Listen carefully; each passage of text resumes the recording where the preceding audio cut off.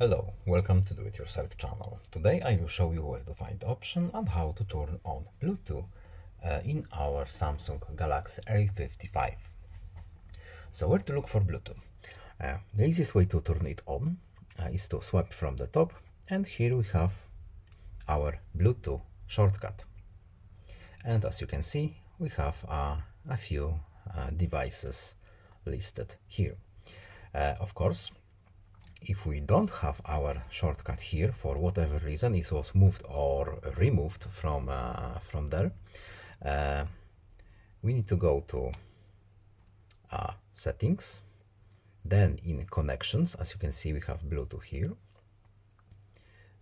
We can simply go here and we have the same menu right here, and we can also turn it off and on from this menu too.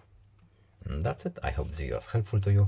Please leave a like and subscribe. Have a nice day and see you in the next video. Bye.